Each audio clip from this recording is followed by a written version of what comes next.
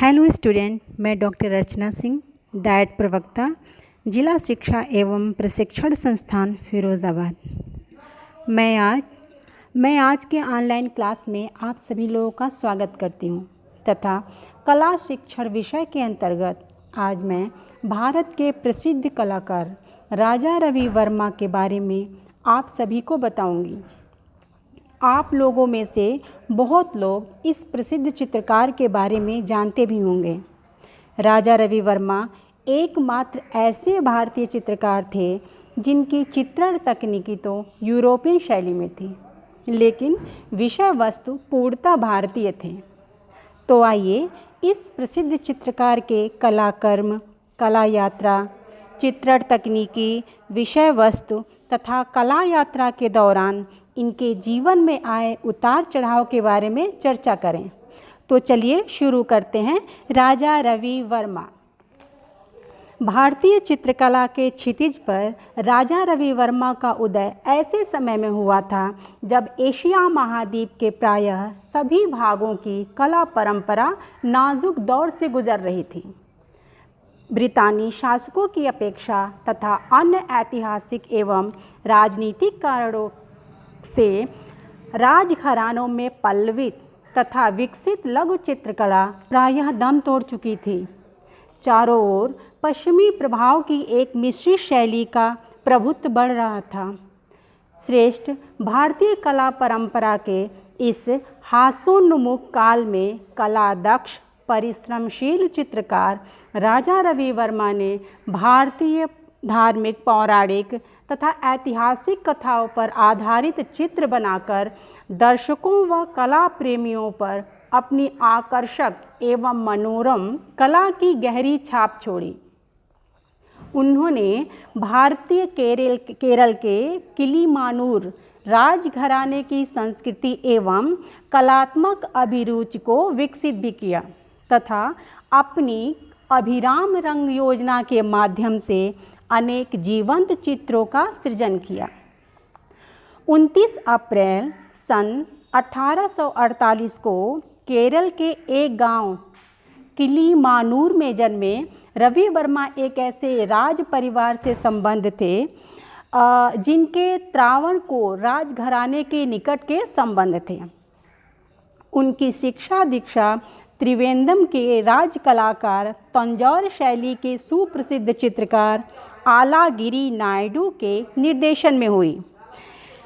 प्रदर्शन कलाओं में गहरी रुचि रखने वाले राजघराने में रवि वर्मा को एक अत्यंत कलात्मक वातावरण मिला, जहां उनकी कला प्रतिभा पूर्ण विकसित हुई। आगे चलकर वे राजा रवि वर्मा कहलाएं तथा उन्होंने तैल चित्रों में अपनी निजी तकनीक के साथ काम करने वाले प्रथम भारतीय चित्रकार के रूप में ख्याति अर्जित की एवं एक उल्लेखनीय सफलता का सेहरा अपने सिर पर बंधवाया। अब हम बात करते हैं राजा रवि वर्मा की कला यात्रा कैसी रही, यानी कला की अनवरत साधना, मतलब कैसे उन्होंने कला की साधना की, कैसे उन्होंने स्टार्टिंग में कैसे उन्होंने प्रैक्टिस किया, कैसे उन्होंने चित्र बनाया, इनकी विषय वस्तु क्या थी, इसके बारे में हम बताते हैं। रवि वर्मा ने यद्यपि किसी कला महाविद्यालय अथवा संकाय में कला की विधिवत शिक्षा नहीं प्राप्त की थी, लेकिन अपनी अनवरत कला साधना, अनथक लगन एवं विकसित कला दृष्टि के कारण अपने क्षेत्र में अभूतपूर्व सफलता प्राप्त की। उनकी गाह्य शक्ति इतनी प्रबल थी, बहुत ज़्यादा प्रबल थी। यही कारण था कि डच पेंटर थियोडोर जैक्सन थे, जो पोर्ट्रेट चित्र यानी छवि बनाने में वो बहुत ही स्पेशलिस्ट थे, यानी माहिर थे। उनको काम करते देख कर ही उन्होंने जो है तैल रंग की टेक्निक को उन्होंने तुरंत ही सीख लिया था और बहुत ही सहज ही आत्मसात भी कर लिया था तथा त्रिवेंद्रम के राजाश्रय में निजी यथार्थ परक कला शैली का विकास भी किया। राजाश्रय, राजघरानों से संबंध तथा तत्कालीन बेंगल ऑफ ऑवर जैसे सम्मानों से उन्हें सामाजिक पद प्रतिष्ठा तो अवश्य दिलवाई, किंतु अपने समय के कला समीक्षकों की दृष्टि में एक सृजन चित्रकार यानी क्रिएटिव आर्टिस्ट के रूप में मान्यता प्राप्त करने में भी वे प्रायः असमर्थ रहे हैं। रवि वर्मा के परिवार को प्रदर्शन कलाओं में गहरी रुचि थी। उनकी माता एक लेखिका थी और बहन मंगलाबाई एक चित्रकार थी। उनके छोटे भाई सी राजा रवि वर्मा भी चित्रकार ही थे। उनके पुत्र राम वर्मा ने भी एक चित्रकार के रूप में ख्याति अर्जित की। स्वयं राजा रवि वर्मा ने कला के अतिरिक्त साहित्य सृजन की अत्यंत प्रबल प्रतिभा थी। संस्कृत काव्य मानस यात्रा में उन्होंने अपने यात्रा विवरण लेखनीबद्ध भी किए थे। राजा रवि वर्मा का विवाह त्रावणकोर की रानी लक्ष्मीबाई की बहन पुरुषोत्तानी लाल ने सन 1866 में हुआ था।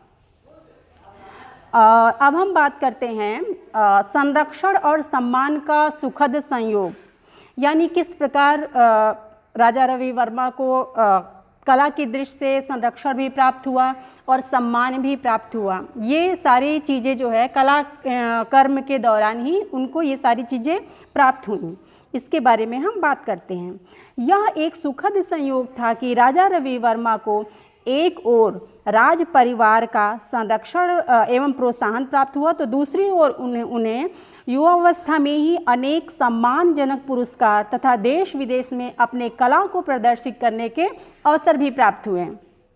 मद्रास में आयोजित 1873 में कला प्रदर्शनी में उन्हें प्रथम पुरस्कार के रूप में गवर्नर द्वारा प्रदत्त स्वर्ण पदक प्राप्त हुआ। उसके बाद इसी कृति ने वियना की अंतर्राष्ट्रीय कला प्रदर्शनी में योग्यता प्रमाण पत्र हासिल किया। और फिर तो ऐसे हुआ कि पुरस्कारों का एक लंबा सिलसिला शुरू हो गया था और इसके बाद 1880 में पूरे प्रदर्शनी का गायकवाड़ स्वर्ण पदक तथा 1904 में ब्रिटिश सरकार का कैसर-ए-हिंद मेडल भी प्राप्त हुआ था इनको। इसी सम्मान के बाद वे रवि वर्मा से राजा रवि वर्मा कहलाए थे। तत्कालीन राजा महाराजाओं एवं उच्च पदस्थ ब्रिटिश शासकों ने राजा रवि वर्मा द्वारा बनाए गए छवियों, जिसे हम पोर्ट्रेट भी कहते हैं, दरबारी दृश्यों, नारी सौंदर्य और अनेकों चित्र एवं विविध भारतीय पौराणिक आख्यानों पर आधारित कला चित्रों को खूब सराहा एवं उन्हें अपने यहाँ काम करने का निमंत्रण भी दिया। राजा रवि वर्मा ने ऐसे प्राय सभी निमंत्रणों को स्वीकार करते हुए लगन के साथ एक से बढ़कर एक सुंदर छवि और अनेक जो है कथा चित्र भी बनाए। तैल चित्रों के माध्यम से उन्होंने ड्यूक ऑफ बकिंघम, लॉर्ड इक्टहिल एवं उदयपुर के महाराजाओं के अनेक उल्लेखनीय और व्यक्तिचित्र निर्मित किए। उदयपुर दरबार के निमंत्रण पे वे सन 1901 में अपने यहाँ मतलब उनके यहाँ आए तथा कुछ अन्य चित्रों के साथ उन्होंने वहाँ महाराणा प्रताप का एक सुंदर व्यक्तिचित्र भी बनाया। बाद में उन्होंने मैसूर के जगमोहन महल हेतु मतलब जगमोहन के महल में पौराणिक आख्यानों पर आधारित कुछ चित्र भी बनाए। जाहिर है कि ऐसा करते हुए उन्होंने पर्याप्त धन भी अर्जित किया। उच्च घरानों में राजा रवि वर्मा के चित्रों की मांग इतनी अधिक थी कि वे उसे अपने जीवन काल में पूर्ण नहीं कर सकते थे। अतः सर माधव राव की सलाह से उन्होंने सन 1894 में बम्बई में अपना लिथोग्राफ प्रेस खोलकर जर्मन तकनीशियों की देखरेख में अनेक चित्रों की प्रतिकृतियां यानी प्रिंट्स छपवाएं। बाद में उन्होंने अपने कोई लगभग 90 चित्रों की अनुकृतियां प्रकाशित करने के अधिकार से उन्हें बेच भी दिया। अब हम बात करते हैं कि राजा रवि वर्मा के चित्रों में सुनहरी रंग योजना के बारे में, कि किस प्रकार उनके कलर्स कितने फ्रेश हैं, कितने अच्छे लगते हैं देखने में और वो आँखों को कितने सुखद लगते हैं, ताकि जो व्यक्ति देखता है उसे बार बार देखने का मन करता है। इसके बारे में हम बात करते हैं। राजा रवि वर्मा के चित्रों की रंग योजना सदैव आँखों को भाने वाली होती थी। वे ऐसे रंगों का बहुतायत से प्रयोग करते थे जो दर्शकों के मन में गंभीर भाव जगाएं। वे मानव आकृतियों के स्वरूप को तो सजाते ही थे, साथ ही उनके वस्त्रों और सलवटों का पूरा ख्याल रखते थे। हल्का पीला, भूरा, लाल, बैंगनी, हरा तथा काला उनके प्रिय रंग थे। उनके सभी चित्रों में चटक रंगों का अभाव है, जो चित्रकार की शांत लगभग प्रकृति का घोतक है। वे रंगों की छाया व प्रकाश से चेहरों तथा भाव मुद्राओं को अंकित करते थे। उनकी आकृतियों में रंग प्रमुख हैं, रेखाएं नहीं हैं, रंग प्रमुख हैं। गहरे रंगों से हल्के अथवा छाया प्रकाश की प्रवृत्ति उनके प्राय सभी चित्रों में परिलक्षित है। राजा रवि वर्मा के रंगों में गजब की निरंतरता है।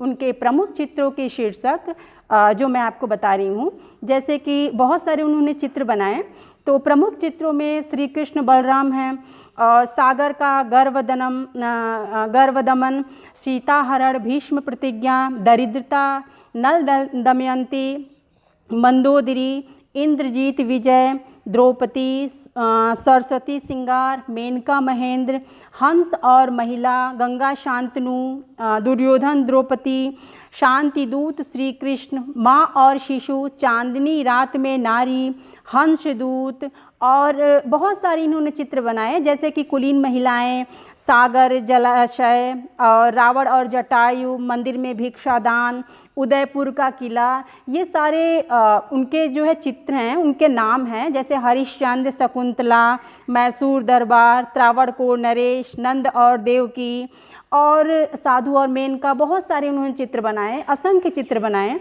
जो मुख्य थे वो मैंने आपको बताया।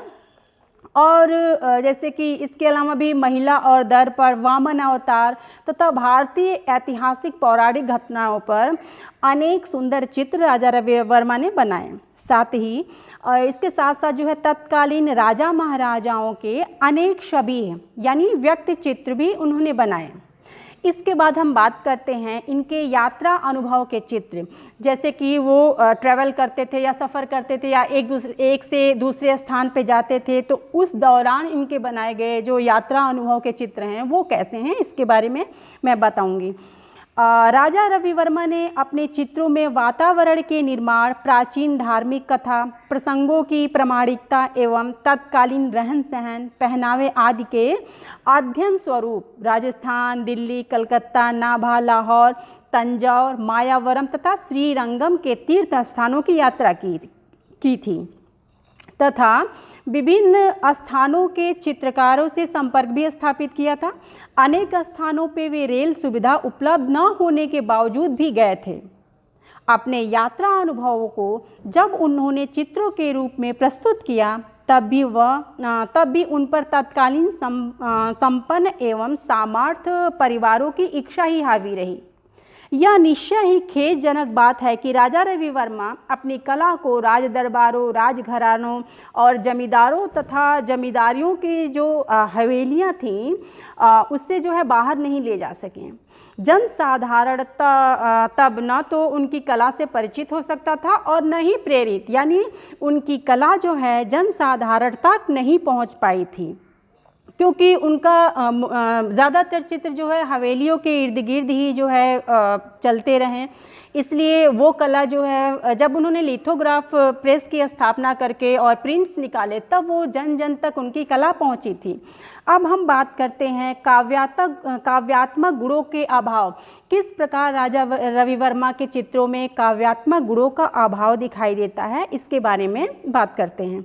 अपनी विशिष्ट यथार्थवादी चित्र शैली के माध्यम से राजा रवि वर्मा ने सौंदर्य का सृजन तो अवश्य किया, किंतु सृजन के सौंदर्य को वे अपने चित्रों में नहीं उतार सके। वस्तुतः एक कल्पना प्रवण, परिश्रमशील, सिद्धहस्त भारतीय चित्रकार थे, जिन्होंने अपने चित्रों के विषय को भारतीय काव्य रूप को पौराणिक प्रसंगों, इतिहास की प्रमुख घटनाओं तथा नारी सौंदर्य के विविध आयामों तक ही सीमित रखा। नारी शरीर के यानी नारी देह के सौंदर्य तथा आकर्षक की वृद्धि के चक्कर में ये अपने चित्रों को जो है कैलेंडर कला के निकट तक भी ले आए। यद्यपि उनके चित्रों में नारी की मांसल देह, उनके रूप लावण्य तथा रीति शास्त्र के अनुकूल नख सिख वर्णन के तत्व दिखाई देते हैं, किंतु मात्र कामार्षण एवं इंद्रिय सौंदर्य की अभिवृद्धि के लिए उन्होंने चाक्षुष, बिंब विधान, प्रकृति तथा चित्र के सृजनात्मक पक्ष को प्रायः भुला दिया था।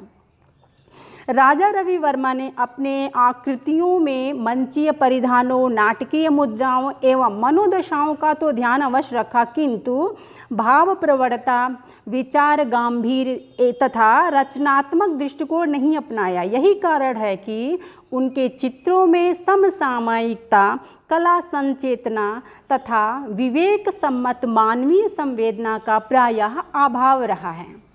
कला इतिहासकार ने उन पर भारतीय विषयों के निरूपण में काव्यात्मकता के अभाव का आरोप भी लगाया है, जबकि कला समीक्षक आनंद कुमार स्वामी ने उनके चित्रों के विषय में सन 1911 में टिप्पणी की थी कि राजा रवि वर्मा द्वारा अपने चित्रों में इतने हल्के रंग लगाए गए हैं कि अनेक बार उनके विषय तक को समझना दुभर हो जाता है।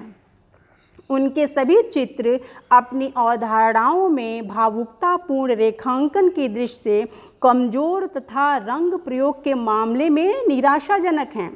उन्होंने यह भी लिखा है कि अत्यंत कल्पना प्रवण भारतीय काव्य रूप को, कथाओं को आधार बनाकर राजा रवि वर्मा द्वारा निर्मित चित्रों में काव्यात्मक गुणों का पीड़ाजनक अभाव है।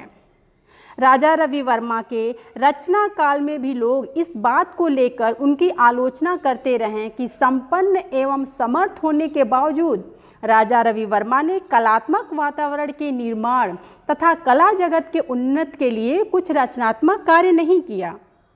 उनके चित्रों का जो मूल पॉइंट था वो राजघरानों तक ही सीमित रहा। उनके चित्र जो है, कोई भी चित्र बहुत ही समाज के जो वर्ग है, जैसे बहुत गरीब वर्ग है या मध्यम वर्ग परिवार के जीवन पे आधारित, उन्होंने कोई भी चित्र नहीं बनाए हैं। अब हम इनके मृत प्रायः कला का पुनर्द्वार के बारे में चर्चा करते हैं।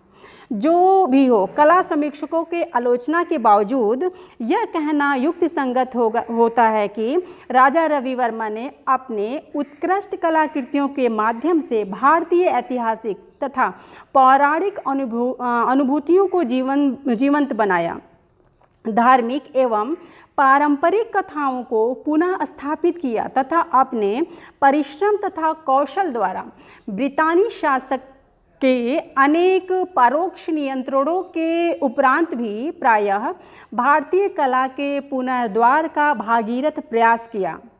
उन्होंने भारतीय कला को देखने और समझने का अवसर भी उपलब्ध किया तथा एक नई दृष्टि प्रदान की।